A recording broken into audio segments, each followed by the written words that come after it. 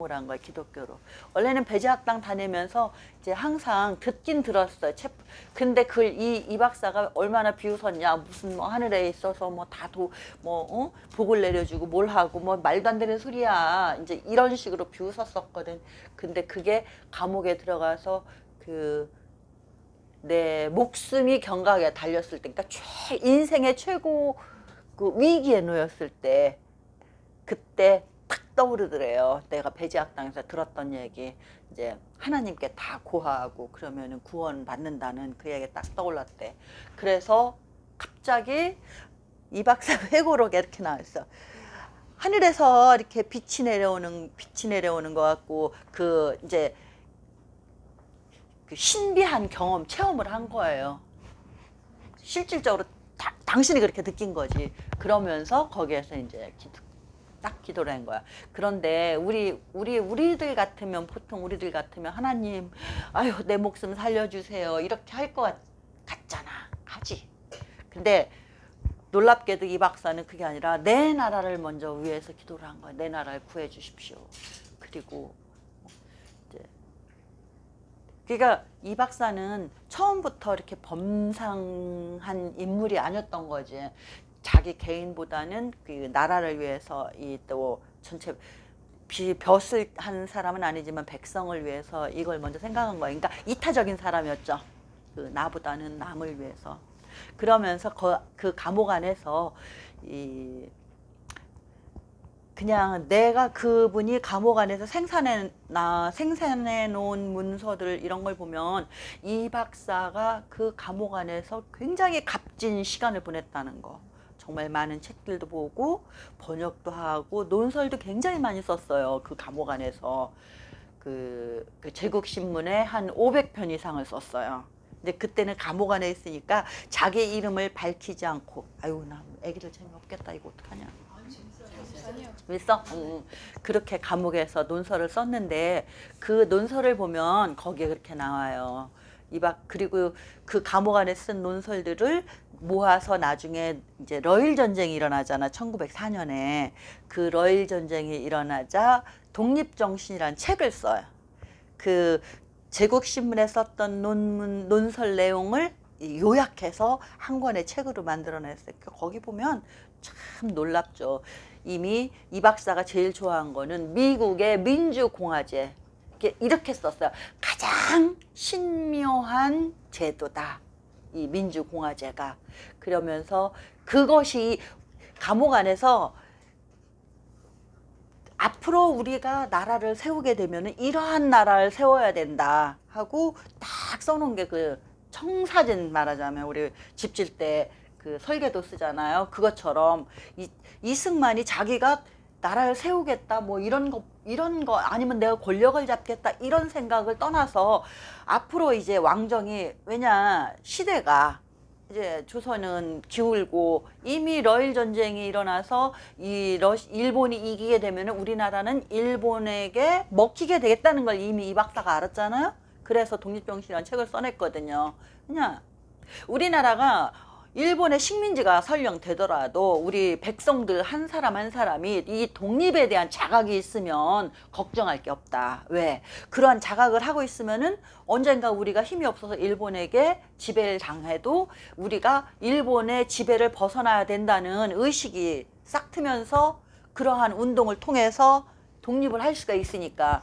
그래서 그 백성 각자에게 독립심을 심어주기 위해서 독립정신이라는 책을 만들었는데 그 책 안에 앞으로 이제 일본의 지배를 받다가 새로운 나라가 될 때는 이러이러한 나라가 되어야 된다. 민주공화국, 미국식 민주공화국이 되어야 된다. 이런 나라를 만들어야 된다. 이렇게 거기다 다 써놓은 거예요. 독립정신에. 그러니까 그렇게 하고 나서 이제 이승만 박사가 그 1904년 여름에 석방이 되잖아요. 석방이 되고 미국으로 가. 그 조선을 일본의 손아귀에서 구해달라고 미국 대통령한테 도움을 요청하러 그 대통령이 이제 시어도어 루즈벨트, 발음은 막 디어도어라도 하고 그러는데 시어도어 루즈벨트 대통령한테 가서 이제 만났는데 이미 이제 미국은 일본하고 비밀리에 약속을 했어요. 무슨 약속을 했냐. 조선은 일본이 니네가 통치해. 그 대신 필리핀은 우리 미국 식민지 할 거야. 이렇게 약속이 돼 있었어요. 그러니까 가서 이승만 박사가 가서 뭐 이야기를 해도 실질적으로는 아무런 뭐 영향이 없지. 그러나 이 박사는 이제 중요한 경험을 한 거야. 외교는 어떻게 하는 거다. 그리고 이 박사가 처음으로 자기의 이름을 걸고 이제 대외적인 활동을 한 거지. 이미 그렇게 해서 이제 이 박사가 이제 나는 이제 조선에 돌아가지 말고 여기 왔으니까 공부를 해야 되겠다. 빨리 공부를 해서 조선에 돌아가서 이렇게 우리 그 무지몽매한 조선인들을 깨우쳐줘야 되겠다 해서 조지 워싱턴 대학에 들어가서 이제 학사를 하고, 그리고 하버드 대학에서 석사를 하고, 그 다음에 프린스턴에서 박사를 하고, 그리고 나서 졸업하고 우리 한국에 들어와서 YMCA에서 한 2년 좀 못되게 활동하다가 그 배고인 사건으로 다시 피신을 하죠. 그러나 그때도 감옥에서 처음 생각했던, 그리고 배제학당 졸업하면서 생각했던 그 이 박사가 세웠던 그 뜻이 한 번도 변한 적이 없어요. 그러니까 내가 뭐를 하겠다 이거를 의지를 갖고 있었는데, 그게 다른 사람들은 중간에 약해져서 변절도 하고 뭐 훌륭한 사람들 많잖아. 그 뭐 장덕수 같은 사람도 중간에 뭐 좌파로 갔다가 사회주의에 물들어서 갔다가 뭐 넘어오고 또 변절해서 친일파가 됐다가 넘어오기도 하고 이랬는데, 이승만 박사는 단 한 번도 자기가 처음에 품었던 뜻을 버리지 않았어요. 그러니까 이 사람은 이제 그 감옥 안에서 하나님을 만나고 나서 어떻게 했냐, 그 감옥 안에서 열심히 공부를 했어요.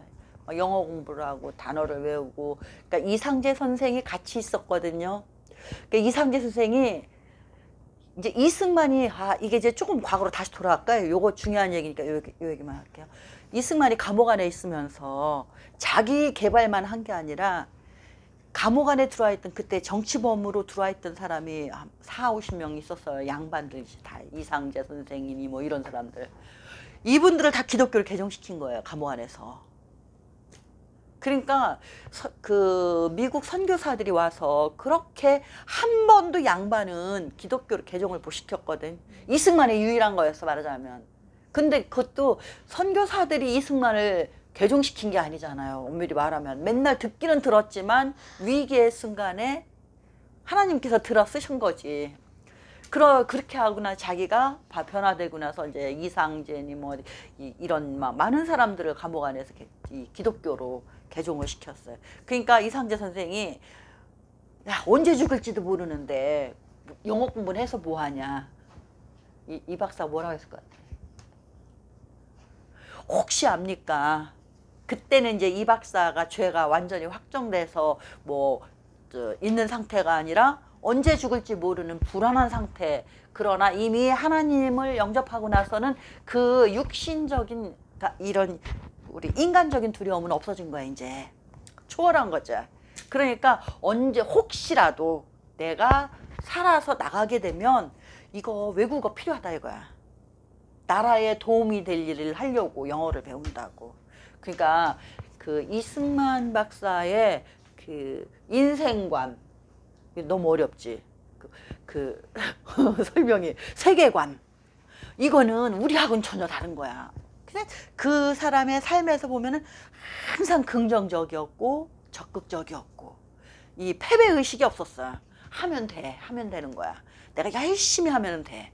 이 긍정적인 사고방식을 갖고 있었거든. 그러니까 이제 그렇게 감옥 안에서도 이렇게 긍정적으로 생각을 하고, 보통 우리 같으면 감옥에 들어가 있으면 만약에 김효선 너는 10년형이야. 그리고 10년 동안 감옥살이 해야 돼. 그럼 그 안에서 10년, 그때 나가면 나는 이제 다 늙어서 꼬부라져서 맨날 한숨 쉬고 있을 것 같지 않아? 아무리 우리가 대단한 사람이라도. 그런데 그게 훌륭한 사람도 그래요. 우리 그 전두환 대통령 감옥에서 감옥 생활했잖아. 노태우 대통령도 했잖아. 근데 이게 보통 의지가 굳지 않으면 그 감옥 생활을 극복하는 게 쉽지가 않대요. 전두환 대통령은 감옥 생활을 극복해서 자기 나름대로 페이스를 가지고 적응을 잘했어요. 근데 노태우 대통령은 못했어요. 그래서 굉장히 힘들어했다고. 그러니까 그것을 그 위기를, 그 고난의 현장을 극복한다는 거는 참 말처럼 쉬운 일이 아니거든. 근데 이미 이승만은 하나님을 영접하고 이제는 하나님의 사람이야. 나는 누구한테 잘 보일 필요도 없어. 하나님한테 하나님 말만 들으면 돼. 내가 이 세상에 살면서 두려워해야 될 존재는 하나님밖에 없어. 그게 이승만 생각이었거든. 항상 그 생각을 가지고 이제 내가 그 나라를 위해서 무슨 일을 할 수 있을까? 어떤 일을 해야 될까? 그리고 이제는 새로운 나라, 앞으로 새로운 나라가 되면은 미국식 민주주의 국가를 세워야 되겠어. 이게 이승만 모토였고 계속 그렇게 그 신념을 가지고 살면서 1919년 이제 3.1운동 이후에 그 필라델피아에서 그 첫 번째 한인 자유대회를 해요. 그때 건국 종지라 그래서 10개 항을 내거든요. 거기에 보면은 지금 이 박사가 추구했던 그 새 나라, 어떤 나라가 되겠다 하는 거를 거기에 이미 다 선포를 해놨어요. 그러니까 대통령제, 공화국, 그리고 또 기독교 국가를 만들겠다. 근데 그 이야기를 하면 다들 기독교가 종교가 아닌 사람들, 뭐 불교나 이런 다른 종교가 아닌 사람들, 무신론자들은 비난을 해요. 비판을 해. 반발을 해. 근데 그 사람들이 무식한 거야. 왜 정교 분리의 원칙이 있는데 왜 기독교 국가를 세운다고 하느냐. 이거는 위배된 거 아니냐. 잘못된 거다. 그게 아니에요. 정교 분리 원칙이 있다 하더라도 기독교 국가를 세우겠다는 거는 기독교의 가치관이 통용되는 국가, 기독교의 가치관으로 전부 국민들이 변화된 국가. 왜 그러냐. 그때 당시에 조선 백성들이 얼마나 문란하고 거짓말을 많이 하고 남 사기치고 등쳐먹고 이게 아주 몸에 체화돼 있어요. 지금 현재 우리 시국 봐봐. 지금 우리 이제 그 조국 법무부 장관 그 사람의 일생이 요즘 막 낱낱이 벗겨지잖아요. 심지어는 법을 집행해야 될 장관조차 그 모양인데 그렇게 거짓말을 너무 쉽게 하고 밥 먹듯이 하는데 그 시절에도 그랬어요. 얼마나 창피하냐. 그 청일전기라고 청일전쟁이 일어나고 난 후에 그 중국에 있는 최이강이라는 사람하고 그 미국 선교사 알렌이라는 선교사가 있어요. 이 두 사람이 책을 썼어요. 아주 막 열 몇 권짜리야. 저 중동전기라고 해서 어떤 과정을 통해서 이 청일전쟁이 일어났는지, 왜 일어났는지, 이 전쟁의 영향은 어떻게 될 것인지 이거를 이제 책으로 써놨거든요. 거기에 그 각국의 전보니 뭐니 주고받은 전보들, 그 다음에 일본과 청나라가 협상하는 과정들 이런 거 써놨는데 그 중에서 이승만 박사가 우리 조선에 관련된 것들만 추려서 번역을 했어요. 감옥 안에서. 그게 이제 청일전기라고 지금 몇 년 전에 쉽게 풀었어가지고 서점에 이제 있는데 거기에도 뭐라고 썼냐. 그 알렌이 쓴 게 조선에 대한 이야기 나와요. 거기도 조선 백성들은 게으르고 거짓말을 잘한다고. 아유, 청나라에 쓴 책에도 그게 나오는 거야. 그렇게 나오는 거야. 그러니까 우리나라 사람들은 죄송합니다, 이건.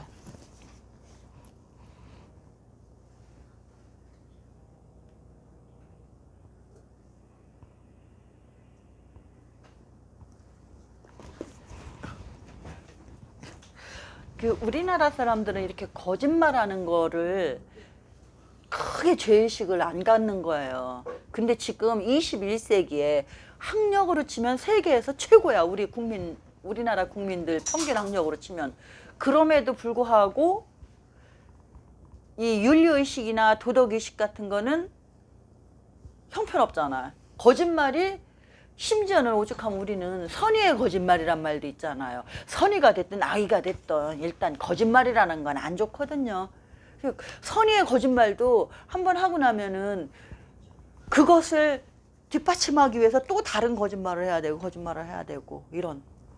그래서 이승만 박사가 그러한 옳지 못한 생각들을 다 바꿔버리려면 기독교 정신으로 우리 이제 조선 백성들이 기독교 정신을 받아들여서 기독교 가치관으로 변화되지 않으면 바뀔 수가 없다. 그래서 그 기독교 국가를 세우겠다. 그거는 기독교가 국교가 되는 국가가 아니라 기독교 가치관이 그 사회에 다 이제 퍼져서 그렇게 변화되는 게, 그게 미국이 그렇습니다. 미국이 청교도들이 미국 건너가서 나라를 세웠잖아요. 그래 미국은, 미국의 최고의 가치관은 기독교 정신. 지금도 그 정신이 살아있어요. 민주당이 하도 난리를 쳐가지고 오바마나 이렇게 그 리버럴들이 뭐 동성애 합법화하고 막 이렇게 난리를 쳐놓고 법으로 막 막아놓고 했지만, 그래도 1억 명 이상의 복음주의자들이 있는 거예요, 미국에는. 그리고 그 사람들, 미국의 중산층, 백인 중산층들은 뭐라 하느냐, 우리 미국은 기독교 가치관이 살아있는 나라다. 우리는 그리고 건국할 때부터 기독교 가치관을 최우선순위에 두고 건국했다. 그래서 보면은 산 위에 있는 하얀 집, 내가 그걸 보면서 옛날에 우리 학교 다닐 때 그 화이트하우스란 유행가 있었잖아요. 카사블랑카. 뭐 언덕 위에 하얀 집, 우리 번안해가지고. 그게 왜 나왔을까? 근데 미국인들이 소망하는 게 그 언덕 위에 하얀 집, 언덕 위에 있는 집, 그 성경에 나오는, 그래서 백악관, 자기네 백악관. 그러니까 하나님의 말씀대로 통치되어지는 나라가 미국이라고 생각하고, 그렇게 되어야 된다는 생각으로 세운 나라가 미국이고, 이승만은 그것을 그대로 받아들여서 우리도 미국과 같은 이렇게 하나님의 말씀대로 통치되어지는 나라, 이런 나라를 세워야 되겠다. 그 기독교 국가를 세워야 되겠다. 그게 1919년 발표한 종지에도 나와요. 우리는 미국과 같이 기독교 국가를 세울 것입니다. 우리가 일본에게서 해방되면. 그게 이 박사의 신념이었거든요. 그리고 미국과 같은 민주공화국을 세울 겁니다. 어떻게 보면 힘없는 나라니까 미국의 힘을 빌려서, 미국의 힘이 아니면 우리가 일본의 손아귀에서 헤어날 수 없으니까 미국의 비율을 맞추는 것도 있겠지만, 뭐 미국의 이렇게 우리가 생각할 때는 아이고 아부하는 거야 미국에, 그렇게 생각할 수도 있지만, 이승만 박사의 생각 안에는 그 미국식 민주주의, 미국식 민주공화주의, 공화국가, 이것이 세계에서 가장 선미한 제도니까, 지금까지 이 세상에 존재해왔던 정치제도, 어떤 제도보다도 가장 좋은 제도가 그 미국식 민주공화제도다. 그게 이승만 박사의 생각이었어요. 근데 사실 그렇잖아요. 우리 지금 이 지구상에 200개가 넘는 나라가 있지만, 미국처럼 그 공화주의가 그래도 작동하는 나라가 미국밖에 없어요. 다 이름에는 민주공화국이라 하잖아. 북한도 우리는 민주공화국이라고 하는데, 어디가 민주공화국이야? 이름만 그렇죠. 그 뭐 프랑스니 뭐니 다 공화국이라 하지만, 실질적으로 공화제도가 작동하는 나라는 미국밖에 없어요. 그것을 아시아에서 유일하게 우리나라에 접목을 하겠다는 게 이승만 박사의 생각이었고 포부였고, 그래서 대한민국은 이제 그런 과정을 거쳐서 민주공화국으로 거듭나야 된다. 그런데 이게 임시정부들, 상해 임시정부도 그 강령에다가는 민주공화국이라고 이제 써놨어요. 그런데 실질적으로 민주공화가 무엇인지를 제대로 알고 있는 사람이 거의 없었어요, 우리나라에는. 그 이제 1942년에 태평양 전쟁이 일어났잖아요. 일본이 진주만 기습 공격을 해서, 그래서 미국이 2차 대전에 참전을 하게 됐고, 자, 이승만 박사가 이제는 미국이 전쟁에 참전했으니까 조만간 우리는 해방될 수 있겠구나, 이러면서 이제 이 박사 발걸음 빨라져요. 빨리 우리가 해방되면 얼른 나라를 세워야 되는데, 지금 국제 정세가 미국과 소련이 동맹국이 됐잖아요. 2차 대전 때 히틀러를 무찌르기 위해서. 그러니까 적의 적을 동맹으로 끌어들인 거예요, 말하자면. 이러니까 이 박사는 야, 큰일 났다. 이거 잘못하면은 우리나라는 해방돼도 한반도는 저 공산주의자들이 장악하겠구나. 그래서 막 끊임없이 루즈벨트 대통령한테 전보를 치고 메가더 장군한테도 막 전보를 치고 이거를 우리를 승인을 해줘라. 우리 임시정부를 승인해주지 않으면 전쟁이 끝나면 한반도에 일본의 소련의 공산주의자들이 들어와서 한반도가 공산화된다. 이미 한인들이 그러니까 공산화된 한인들이라는 거는 이제 김일성이나 그런 부류들 있잖아요. 그 중국의 사회당 뭐 많이 만들어졌었거든요. 이동희 세력이나 이렇게 해가지고 김원봉이니 뭐니 전부 다 그 사회주의자들이었잖아요. 그러니까 그 사회주의 공산주의자가 된 한인들이 이미 만주 쪽으로 집결해서 내려오니까 얼른 그 사람들이 와서 우리 한반도를 점령하게 되면 우리 공산화가 될 위험이 있으니까 그래서 승인을 해달라. 임시정부를 승인해달라. 근데 끝끝내 승인을 안 해줬죠. 그러니까 이 박사는 더 이제 급한 거예요. 빨리 어떤 조치를 취하지 않으면. 하여튼 그런 우여곡절을 겪어가지고 이 박사가 나름대로 이제 나라를 세우려면 그 헌법이 있어야 되잖아요. 그 법치국가니까. 그래서 그 어떻게 헌법을 구성할까 이걸 생각해서 프린스턴 교수한테 야 만약에 우리가 나라를 세우게 되면 우리나라의 헌법을 어떻게 어떤 내용의 헌법을 만들어야 될지 한번 좀 연구 좀 해봐 달라. 이제 이런 부탁까지 해요. 나름 열심히 이 박사는 자기 나름대로 이제 그 미국식 민주공화국을 세우려고. 그러나 이제 전쟁이 끝나고 해방이 됐지만 이 박사가 빨리 귀국을 못해요. 귀국 허락을 안 하는 거야. 하도 이 박사는 소련을 적으로 돌리고 공산주의를 적으로 돌리고 그런데 이게 미국 정책에는 맞지 않는 거야. 왜? 소련은 동맹국이니까. 그때까지도 미국은 그 공산주의에 대한 위험성을 크게 깨닫지 못했어요. 그래서 소련하고 같이 가야 된다. 이 한국 문제도 소련하고 같이 의논해서 결정해야 된다. 이게 미국 생각이었었거든. 그런데 이승만은 그렇게 하면 안 된다. 그래갖고 이승만이 들어가면은 골치 아파져. 그래서 못 들어가게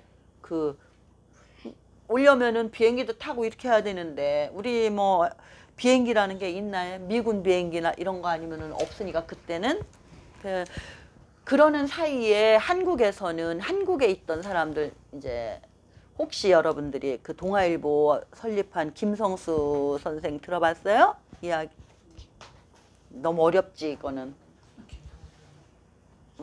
고려대학교 그 설립하고.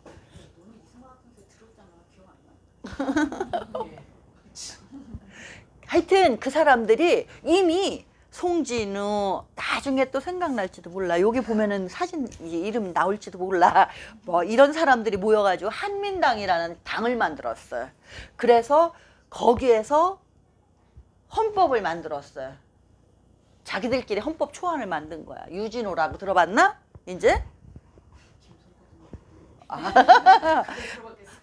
우리나라 헌법을 이제 초안을 만든 사람이 유진호라고 있어요. 유진호 박사라고 고려대학교 교수했고. 그런데 이 사람들이 만든 헌법 초안은 뭐냐면 일본의 헌법을 참고를 한 거야. 일본과 그 독일의 바이마르 헌법. 바이마르는 들어봤어? 바이마르. 하여튼 이게 정말 나는 이거 이렇게 하면 안 되는데 재미없지. 그런 거 걱정 안 하시고. 안 해도 돼? 응. 걱정하시면 안 돼요. 그 헌법을 참고하고 그러니까 상해에 있던 임시정부 헌법을 참고를 해서 만들었대요. 그래서 아니 일본 헌법을 만들었는데 그 일본 헌법을 참고를 했는데 그건 잘못된 거야. 왜 그러냐? 일본은 졌잖아. 그지? 미국한테 졌잖아. 망한 나라의 헌법을 참고로 한다는 게 이게 말이 돼? 그냥 우리 생각으로. 어때? 아니 우리는 새 나라를 만들 건데 망한 나라의 헌법을 그거를 참고로 해서 우리나라 헌법을 만든대. 근데 바이마르 헌법도 독일도 망했잖아. 그러니까 전부 다 망해 없어진 나라 헌법을 갖다가 그 참고해가지고 우리나라 헌법을 만드네. 야 이건 정신 나간 짓들이야. 예. 잘 나가는 나라 헌법을 배워가지고 만들어야지. 그러면 뭐야? 미국의 헌법을 어떻게 만들었나 보고서는 이걸 만들어야지 말이야. 세상에 다 망한 나라에 헌법을 이거 우리 출발부터 잘못된 거야. 거기다가 내각 책임제 헌법을 만든 거야. 왜냐면 일본은 천황이 다스리는 나라였잖아. 메이지 유신을 했어도 천황이 있고 밑에 물론 천황이 실권은 없지만 그래서 총리가 통치하는 내각 책임제 국가, 영국처럼 내각 책임제 하는 나라가 영국, 뭐 일본 이런데 유럽에 그 왕 있는 몇 개 나라 네덜란드 뭐 이런 나라들처럼 그렇게 만들어 놨어. 그래서 이제 이 박사가 귀국을 했어요. 해서 나라를 세워야 돼. 근데 그 중간에 3년 동안 얼마나 많은 싸움을 했느냐. 그걸 보면은 이 책에 그림하고 설명이 있어. 이 책 보면 3년 동안 이 박사가 귀국해서 어떻게 싸워서 대한민국을 세웠는지. 글씨 많지 않으니까 글씨가 좀 적긴 하지만 글씨 좀 크게 쓰지 그랬어. 그래도 색깔이 아까웠나 왜 이렇게 약하게 썼어? 아 이거 최고 디자이너가 돈 비싸게 주고 한 거야 이거 예술적으로. 내야지. 40대도 안 되는데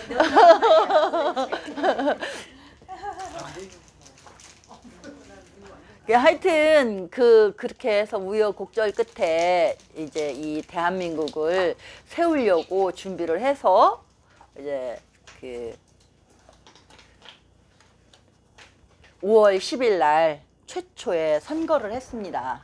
자유선거. 여자에게도 투표권을 줬어. 이거는 정말 획기적인 일이었어. 미국도 여자가 투표권을 얻은 지가 얼마 안 돼.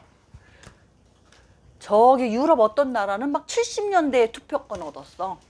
영국은 여자가 1920년대 투표권을 얻는데 그 투표권을 획득하기 위해서 얼마나 많은 투쟁을 했나 몰라 영국 여성들이. 그런데 우리나라는 나라 세우자마자 이승만 대통령이 여성에게도 투표권을 줘야 돼. 그것뿐인가? 여성도 교육을 시켜야 돼. 그리고 여성도 정치를 해야 돼. 자, 지금 그 페미니스트 얘기 많이 들어봤지. 여권 뭐 신장한다고. 그거 순 사기꾼들이야. 진짜 여권 신장한 사람은 이승만 박사야. 아, 최초의 이 이명신 장관은 최초의 여성 장관이야, 우리나라에. 그 중앙대학교 설립한 사람이거든. 그리고 국회의원 중에 박순천 여사라고 유명한 여자 국회의원 있지. 아이고. 그리고 여자들도 무조건 교육을 받아야 된다 해서 의무 교육 시키면서 여자들도 무조건 학교를 갔어. 그리고 이거는 이제 좀 사족이지만 이승만 박사가 독립운동할 때 하와이에서 학교도 세웠거든. 그때 남녀공학을 만들었어요. 최초로 여학생들도 가르쳐야 된다. 근데 그게 제국신문 논설에 보면은 논설에 이런 이야기를 써요. 여성들을 교육을 시켜야 된다. 왜 그러냐? 아이들은 하루 종일 엄마가 집에서 아이들을 데리고 그때는 학교가 없을 때잖아요. 서당 가잖아. 서당밖에 없잖아. 그러니까 서당 갔다 오고 나면은 하루 종일 아이들은 엄마가 교육을 시키는 거야. 가정교육도 시키고 엄마하고 있어. 그러니까 여성을 가르쳐서 여성이 배워야 그 아이들을 제대로 양육한다. 그렇기 때문에 여성을 가르쳐야 된다. 이게 1902년, 3년, 4년에 이 박사의 생각이었었어요. 이거 세상에 이거 얼마나 뛰어난 생각이야. 미국 사람들도 이런 생각 안 했을 거야 아마. 그래서 여자애들도 가르쳐야 된다고 이렇게. 이 여권 신장 여권 운동가야 최초에 이 박사가. 하여튼 최초라는 수식어가 너무 많이 붙어 있는 분인데. 이제 하여튼 어찌 됐건 그렇게 해서 5월 10일 1948년 5월 10일 전 국민이 다 참여하는 선거. 우리 배웠잖아 학교에서 뭐 직접 선거, 보통 선거 또 뭐냐? 아니 비밀 선거 또 하나 뭐지? 아니, 하도 오래돼가지고 하여튼 4가지 이게 있어. 여기에 맞춰 선거를 했어요. 그래서 유엔이 그 선거하는 과정을 지켜봤어. 또 처음인데도 너무 잘했어. 난 놓고 기억자도 모르는 양반들이 다 나와서 자기의 신성한 주권을 행사를 했어. 그만큼 이렇게 이제 그 새 나라를 세워야 된다는 열망이 컸던 거예요. 그래서 많은 사람들이 참여를 했지. 물론 이제 그 과정에 그 공산당들, 공산주의자들이 선거를 못하게 막 테러도 하고 이런 것들은 여기 책 보면은 나와요. 그런 과정들이. 그러한 우리 대한민국이 정말 거저 쉽게 세워진 게 아니야. 여기 정말 그 공산주의자들하고 싸우고 이 학생들이 반공 청년단이라고 있었거든요. 서북 청년단도 있고 반공 청년, 그러니까 신탁 통치 반대 뭐 운동하는 학생들도 있고 대학생들, 중고등학생들 무려 2,000명이 넘는 사람들이 이 남노당들한테 공산주의자들한테 같이 싸우다가 맞아 죽고 그랬어요. 그때는 우리나라에는 이런 총기 같은 게 없으니까 강목 같은 거 이런 파이프, 쇠파이프 같은 걸 들고 막 싸웠거든. 그러니까는 거기에 막 맞아 죽은 거야. 그런데 그 사람들이 지금까지도 하나도 이 보상도 못 받고 훈장도 못 받고 그거를 이제 손진 선생님이 투쟁하시다가 돌아가셨는데 하여튼 그러한 과정을 거쳐서 나라를 만들어서 5월 10일 날 투표를 해서 손진 한 4년 됐어요. 3, 4년 됐어요. 내가 몇 년 전에 뵀는데. 그러니까 그때 돌아가셨고. 그래도 장수하셨지. 90 한참 넘으셔서. 그래가지고 이제 그 재헌 국회의원들 초대 국회의원들이지 말하자면은 이 초대 국회의원들이 모여서 헌법을 만든 거예요. 그러니까 우리는 재헌국회라고 그동안 얘기해왔는데 나 이영훈 교수님 말씀이 맞아. 재헌국회라는 게 말이 잘못된 거야. 그 건국헌법을 만들기 위해서 형성된 그 국회니까. 그래서 거기서 헌법을 만들어서 그 헌법에 의해서 대통령을 선출해요. 그런데 이제 그 과정에서 아까 내각 책임제 헌법을 만들었다 그랬잖아요. 이것을 이승만 대통령이 고쳐요. 그거 하나 고쳤어.